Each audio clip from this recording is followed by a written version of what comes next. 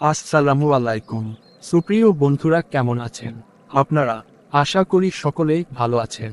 সুপ্রিয় বন্ধুরা, আমরা সকলেই জানি আমাদের সামনে কোরবানির ঈদ আসতে চলেছে। হাজারো প্রাণের ত্যাগের মহিমায় মহিমান্বিত এই কোরবানির ঈদ।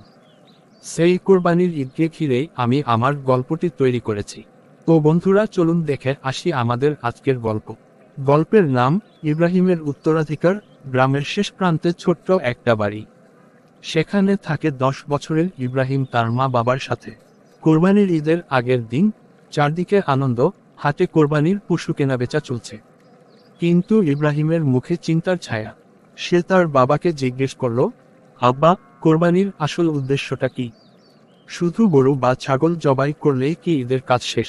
বাবা মুচকি হেসে বললেন, না বাবা, কোরবানি মানে শুধু পশু জবাই নয়। এটা আল্লাহর প্রতি একাগ্রতা, ত্যাগ আর আনুগত্য প্রকাশের প্রতীক।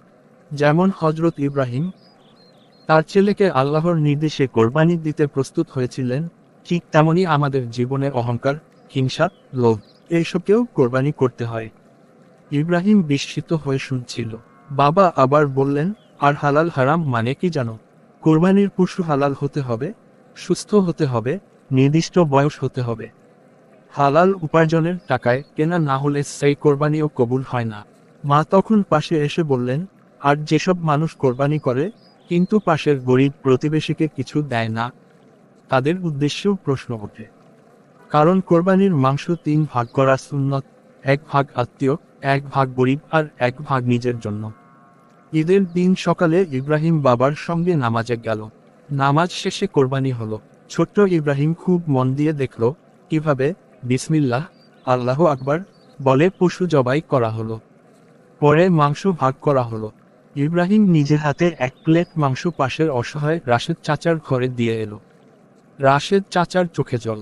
তিনি বললেন, ইব্রাহিম, তুই আমাদের জন্য ঈদের খুশি নিয়ে এসেছিস। আল্লাহ তোকে হেদায়েত দিক।